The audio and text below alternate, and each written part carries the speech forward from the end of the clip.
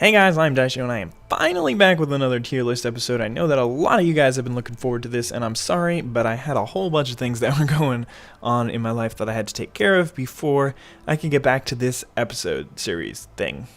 Anyway, before I get started, I do want to ask you guys to go check out my article that I wrote for Top Tier Tactics. It has to do with the tier list that I am making, so if you're interested in this video, I'm sure you'll be interested in the article. There will be a link in the description of this video to the article, and I definitely think that you guys should go check it out. If you're interested in other games, they also post about many different games on that website, and all the writers are pretty good. So I definitely think that you guys should go check it out, and hopefully I'm gonna be writing for them pretty regularly, so I'll just remind you every time that I post an article there, and hopefully you guys will check it out and become part of the community that they have on their website and help me out by reading that article. Anyway, let's get started. Tier 3.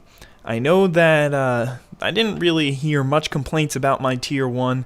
I thought that I would get a lot more hate about not putting vampires in it, but apparently nobody really thinks that it's that important to have vampires there.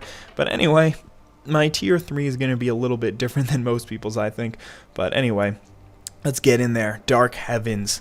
Tier number 3. Let's start it off. Dark Heavens is one of those decks where I was like, oh my god, this deck is so good, oh my god, this deck is okay, oh my god, this deck is so good again, and that's pretty much where I am right now. I think that this deck is just amazing. It's one of the better decks in the game, and it's so hard to play against. They have so many different options for so many different things. The annoying thing is that they really don't have a whole lot of good cards that you can put in instead of the ones that I have. For instance, Cadaver Imp is okay in this deck, but just okay. Like, I mean, it's really cool when you need to stall out and you have Doom Travelers and stuff, but other than that, he's not great. Obviously, Tormented Angel is a 1/5 for 4. It's not really going to do much for you. Proper Burial is just one of those enchantments. Lightkeeper is like, I mean, a 2/4 flyer for 4, I guess, isn't terrible as a blocker. Plus the multi-kicker is like a little bit of an addition. If you have extra mana, you can use them all. I used to run the Field of Souls, stopped doing that, and I think it's working out a little bit better. Dusk Imp is just 3 cost 2/1. Like, I mean, this guy is the guy who I would run probably next, and I know a lot of you guys think that's bad, but 3 cost 2/1 flyer isn't terrible, especially since he's 2 and a black and not 1 and 2 black or something, so it makes it pretty easy for him to cast. Demonic Appetite's obviously terrible, and Bog Imp is obviously terrible, but anyway. Dark Heavens is the deck that controls. It is the controliest deck in the game. Obviously, it doesn't have cancels and stuff like that, like Blue would, but it has cards that board clear successfully. 1 and 2 and 3. So it's got 3 board clears in the deck, 3.5, I guess. And then it's got, I mean, like, I don't run all of the super gigantic huge guys. I just run the Angel of Despair, Ob, a couple of Fallen Angels, and Desi, as well as Baneslayer. So I do have my fair share of big fatties. You obviously saw the ones that I don't run. This guy's pretty bad. He just does stuff for your opponent. This guy as well does stuff for your opponent. I mean, he's okay if you're running it in that sort of method where you want to sacrifice all your dudes and get more flyers and stuff like that. Then he's pretty cool. But the 8 costs were just a little bit too much for me, I think. I wanted to get everyone in there a little bit quicker.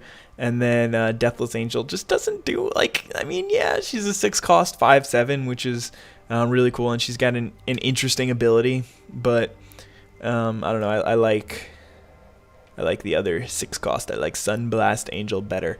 And of course I could take out there are definitely some cards that are like marginal that I could take out. Like, for instance, if I wasn't running all 3 of the walls, then I would probably have it in there. But either way, this deck's got ways to deal with pretty much everything. It's got Black Sun Zenith and Damnation to deal with creatures, the whole board, creatures with hexproof, stuff like that. It's got these gargoyles to start putting pressure on early game, plus it trades with most flyers, so that's awesome. Doomblade, instant spell removal, Sign in Blood, draw power, which is amazing. These walls deal against knights very well.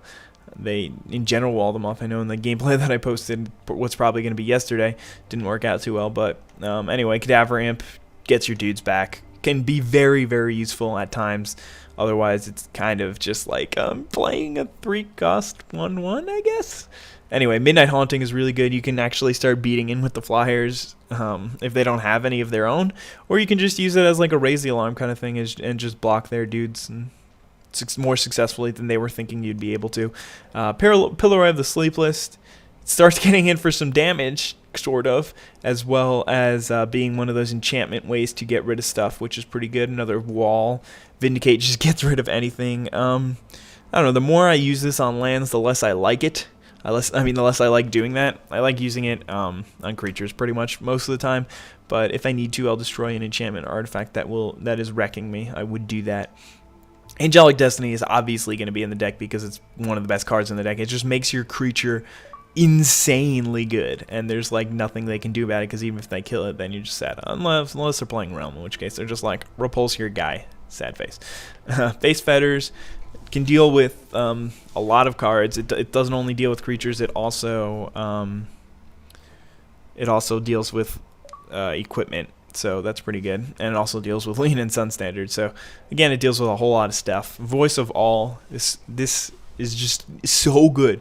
Unless they have Trample, Voice of All just basically shuts down your entire opponent's side. So that's kind of amazing. Baneslayer. We know Baneslayer. Like, the rest of the cards are just like the obvious choices, the fat, amazing creatures. And then there's Essence Drain, which is just good enough. So anyway, Dark Heavens, I feel like it has a good matchup against most of the cast because it can just outlast most decks. Obviously, it doesn't really have a great matchup against the next deck, which I'll show you in just a second. But it's got a pretty good matchup against most decks, which is surprising to some. But it beats an aggro deck if it gets its Black Sun or its Damnation or its Living Death early, and then it beats decks with decent creatures because it can just neuter them or kill them or something like that. So it's a really good deck. You should definitely look into it if you haven't. I know that a lot of people don't think of it as so good. By the way, I was just lurking on Machinations. That's not in tier 3. Sorry. Anyway, I will be right back with the next deck.